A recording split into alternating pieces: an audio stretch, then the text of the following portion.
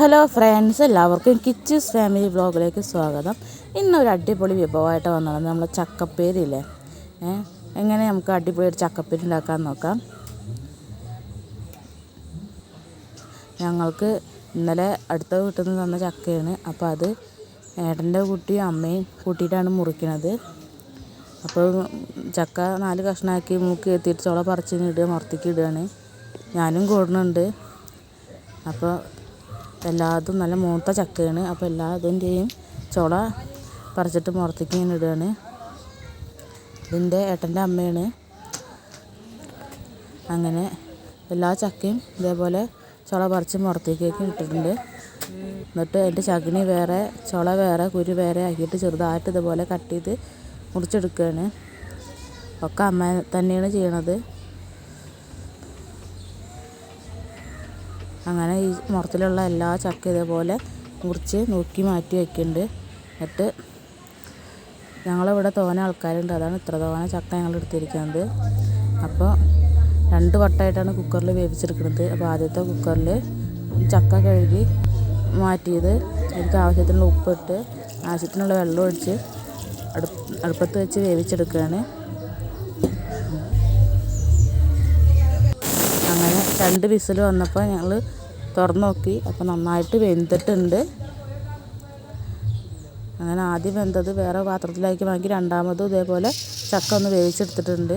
എന്നിട്ട് ഒരു ഉരുളി അടുപ്പത്ത് വെച്ച് അതിലേക്ക് ആവശ്യമായിട്ടുള്ള എണ്ണ ഒഴിച്ച് കടുക് പൊട്ടിക്കുകയാണ്.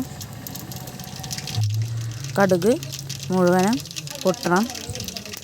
അങ്ങനെ മുഴുവൻ പൊട്ടിക്കഴിഞ്ഞ്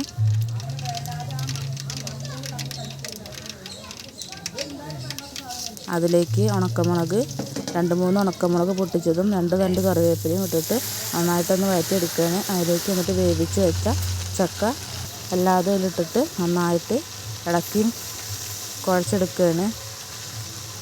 അങ്ങനെ നമ്മുടെ എണ്ണയും കടുകും മുളകൊക്കെ കൂടിയിട്ടുള്ള എല്ലാ ചക്കയിലേക്ക് ആവുന്ന തരത്തിൽ നന്നായിട്ട് കുഴച്ച് ചട്ടുകയിട്ട് കുഴച്ച് മാറ്റി റെഡിയാക്കണം.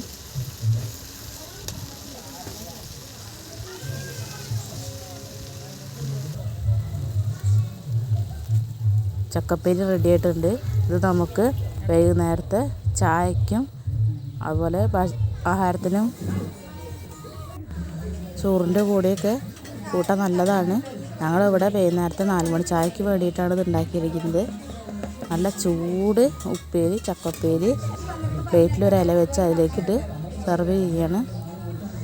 നല്ല ചൂട് ഉപ്പേരിയും ചൂട് കട്ടൻ ചായയും കൂടിയിട്ട് കഴിച്ചാൽ അടിപൊളിയായിരിക്കും. നിങ്ങൾക്കും ഇതേപോലെ ചക്ക കിട്ടുകയാണെങ്കിൽ നിങ്ങളും ഇതേപോലെ ഒന്ന് ഉണ്ടാക്കി നോക്കണം, അടിപൊളിയാണ്.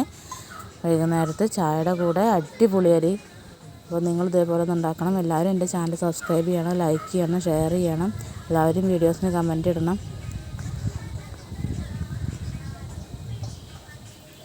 നല്ല ചൂടും കട്ടൻ ചായയുടെ കൂടെയുള്ള അടിപൊളി കോമ്പിനേഷനാണ് ചക്കപ്പേരി.